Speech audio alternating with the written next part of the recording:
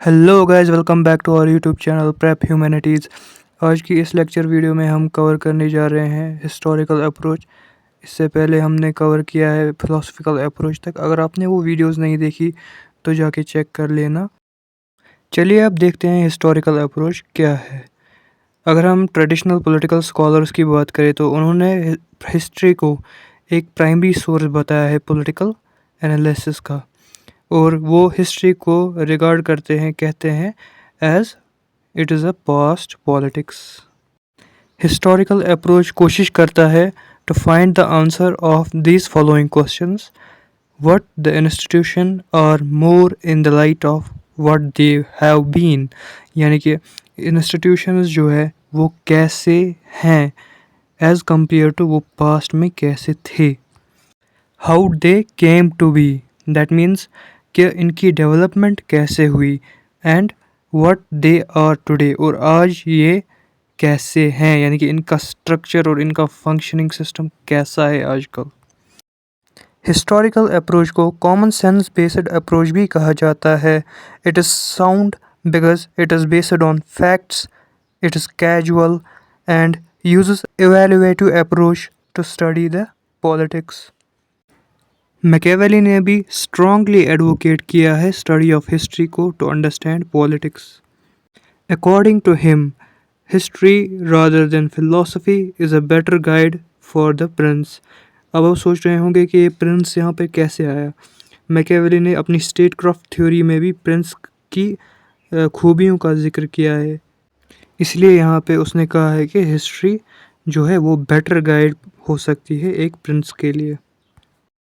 बहुत से स्कॉलर्स ने हिस्टोरिकल अप्रोच को रिप्रेजेंट किया है, जिनमें से सबसे ज़्यादा बेस्ट तरीके से सैबाइन ने हिस्टोरिकल अप्रोच को रिप्रेजेंट किया, और जो बाकी मेजर एक्सपोनेंट्स हैं उनमें से है Machiavelli, Laski etcetera. David Easton, James Bryce and Ernest Parker, इन्होंने जो है क्रिटिसाइज़ किया है हिस्टोरिकल अप्रोच को। They argue that by this approach it is not possible to understand the ideas of past age in terms of contemporary ideas, यानी कि ये argue करते हैं कि इस अप्रोच की वजह से ये पॉसिबल नहीं हो सकता कि हम अंडरस्टैंड कर सके पास्ट के आइडियाज़ को इन टर्म्स ऑफ कंटेम्परेरी, यानी कि मॉडर्न डेज के आइडियाज़ से। Now let's see the challenges associated with historical approach.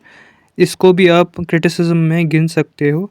Political problems of one generation are different from that of the other generation, यानी कि past के जो political problems है वो प्रेजेंट के पॉलिटिकल प्रॉब्लम्स से डिफरेंट होती है। इसलिए हम पास्ट के मेथड्स को यूज़ करके प्रेजेंट की पॉलिटिकल प्रॉब्लम्स को सॉल्व नहीं कर सकते। Another challenge associated with the historical approach is there is high chance of making politics out of history, यानी कि स्कॉलर्स जो है वो हिस्ट्री को यूज़ कर सकते हैं for their own gains. Use of history in selective manner, यानी कि हिस्ट्री का यूज़ होता है किसी एक सिलेक्टिव मैनर में, यानी कि आधी हिस्ट्री को यूज़ किया जाता है फॉर ओन गेन्स। जैसे कि मैकियावेली ने खुद ये सब किया है, एक सिलेक्टिव यूज़ ऑफ हिस्ट्री किया है उन्होंने अपने वर्क्स में। उन्होंने सिर्फ वो एग्जांपल्स यूज़ की जो उनके पॉलिटिकल पर्पस को सर्व करता था।